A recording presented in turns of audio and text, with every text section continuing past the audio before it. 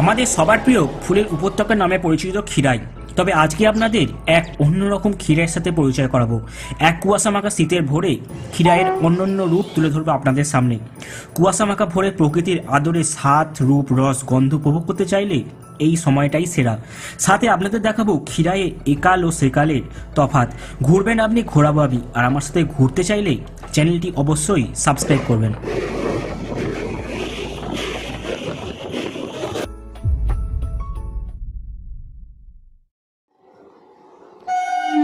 সময়টা ভোর 5টা। আমি দাঁড়িয়ে রামলীলাতলা স্টেশনে। আসছে হাওড়া খড়গপুর লোকাল, গন্তব্য খিরাই। কিন্তু শুধুমাত্র খিরাইকে ঘুরে দেখা নয়, কুয়াশা মাখা ভোরে শিশির ভেজা জনসমুদ্রবিহীন খিরাইকেই দেখার প্রবল ইচ্ছা অনেক দিনে। তাই একদম ভোরেই বেরিয়ে পড়া। ধীরে ধীরে যখন আলো ফুটছে তখন বাগনান স্টেশনে। সকাল 6:45 পৌঁছলাম খিরাই।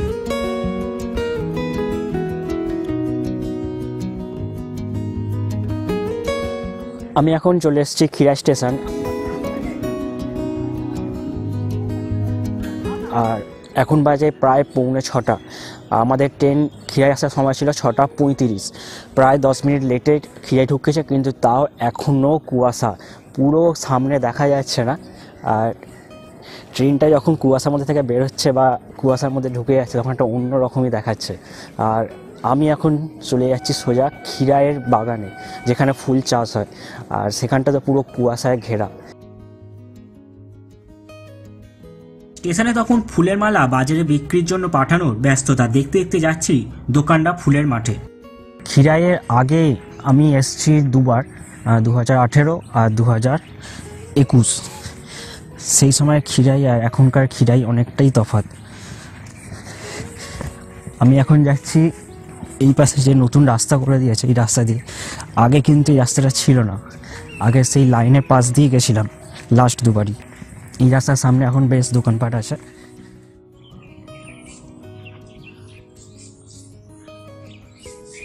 আমার এই ভোর ভোর খিরাই আসার একটাই কারণ হচ্ছে, অ্যাকচুয়ালি আমার ভিড় জায়গা খুব একটা পছন্দ নয়। বেশ খালি ফাঁকা জায়গা হবে সেটাই ভাল লাগে। আর বেশি ভিড় হলে, ক্যাঁচিমেচি হলে পছন্দ হয় না। আর এখন সকালে এসেছি, চারদিকে কুয়াশায় ঘেরা, আর এদিক ওদিক পাখি ডাকছে। এখানে সামনে একটা মাছরাঙা বসেছিল। ভোরের সময় স্ট্যান্ডে কোনো গাড়ি না থাকায় শিশির ভেজা মাটির রাস্তা দিয়ে প্রকৃতির শোভা উপভোগ করতে করতে হেঁটেই যাচ্ছি। স্টেশন থেকে ফুলের মাঠের দূরত্ব খুব বেশি দূর নয়, মেরে কেটে ওই 1 কিলোমিটার মতোই হবে।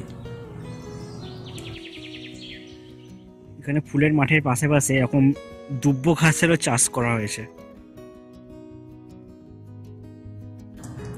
যখন পৌঁছলাম খিরাই ফুলের মাঠে তখন ব্রিজের উপর দিয়ে যাচ্ছে সাঁতরাগাছি পুরুলিয়া রূপসী বাংলা এক্সপ্রেস।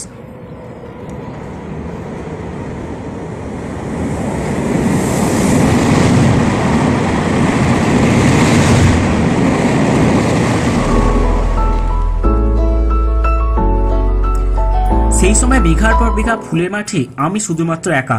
সামনে দেখলাম দাঁড়িয়ে 4 তাল গাছ। মনে এলো সেই 3 লাইন।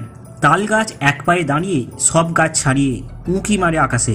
আর আমি বিভিন্ন দোকানকে পিছনে ফেলে ঢুকছি ফুলের উপত্যকার মধ্যে। আর সকালে শান্ত পরিবেশকে অশান্ত করে তুলছে ট্রেনের লোহার চাকার ঘর্ষণ।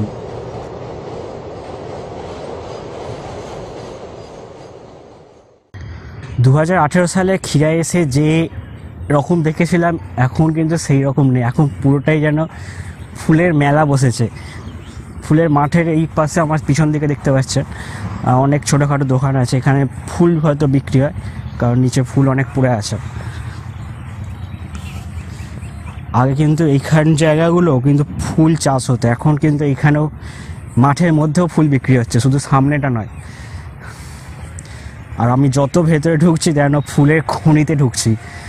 ডান দিকে বাসন্তী কালারের হলদে ফুল, তো বাঁদিকে অরেঞ্জ কালারের গাঁদা ফুল, আর সামনে রয়েছে সাদা চন্দ্রমল্লিকা।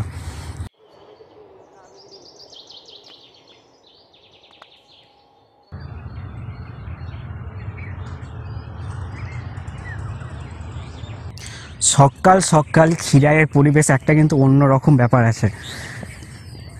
যদি ক্ষীরায় একদম খাঁটি পরিবেশ পেতে চান তাহলে সকালেই আসতে হবে, কারণ সকালে এক ফুলের গন্ধ, ফুল ফুটছে, আর সাথে এদিক ওদিক অনবরত ডেকে চলেছে বিভিন্ন পাখি।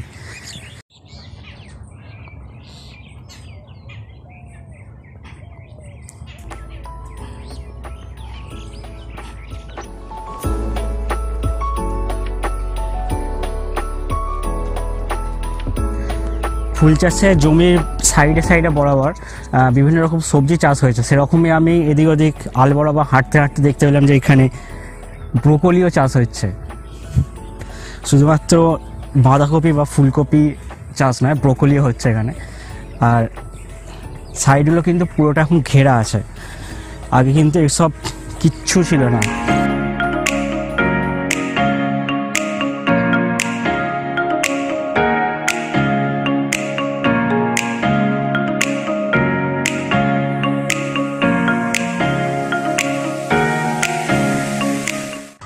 আগে ক্ষীরায় এলে একটা প্রশ্ন সব থেকে বড় ছিল, একটা না দুটো।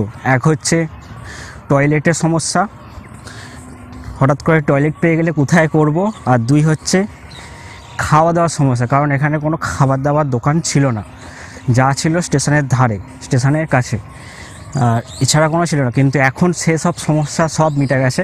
ফুলের মাঠে হাঁটতে হাঁটতে ফুলের গন্ধ নিতে নিতে খাবারের গন্ধ এখন নাকে চলে আসছে, সুতরাং খাবার সমস্যা মিটে গেছে।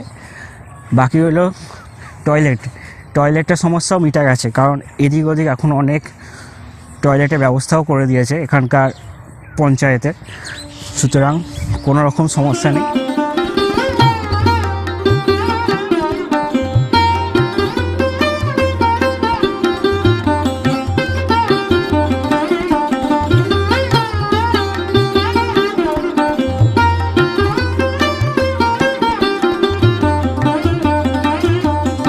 এই জায়গাটা দেখে জাস্ট মনে হচ্ছে যেন হলুদ বরফ পড়েছে। ক্ষীরায় এসে একটা জিনিস কিন্তু অবশ্যই মানবেন, আপনার আনন্দ যেন অন্য চাষি ভাইদের দুঃখের কারণ না হয়। কারণ অনেকেই আছেন ফুল ছিঁড়েন, এখানে কিন্তু ফুল বিক্রি হচ্ছে, আপনি কিন্তু ফুল কিনে নিয়ে যেতে পারেন। ফুল গাছ থেকে ছিঁড়বেন না, আর আল দিয়ে হাঁটার সময় সাবধানে হাঁটবেন। এখানে কিন্তু বিভিন্ন মাঝারি সাইজের ফাস্ট ফুডের দোকান রয়েছে, আপনি এখান থেকেও খাবার খেয়ে নিতে পারেন। আর সকাল থেকেই মোটামুটি রান্না বান্না সবই স্টার্ট হয়ে গেছে।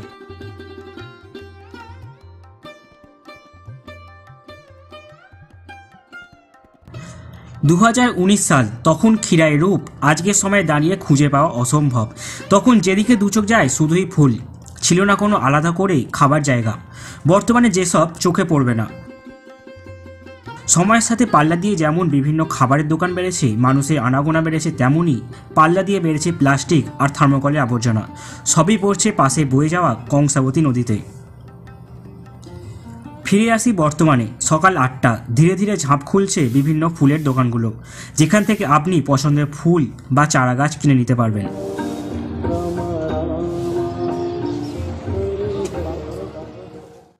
ক্ষীরায় এলে অবশ্যই কিন্তু ফুলের চারা নিয়ে যাবেন। আমি নিয়েছি গোলাপ চারা, এটা নিল 50 টাকা।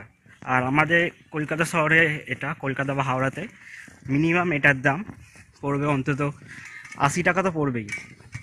আর সাথে আমার ব্যাগে গাঁদাও আছে, 100 পিস গাঁদা চারা নিল 20 টাকা, খুবই সস্তা। আর যাওয়ার সময় কিন্তু এটা ফুলের চারা অবশ্যই নিয়ে যাবেন।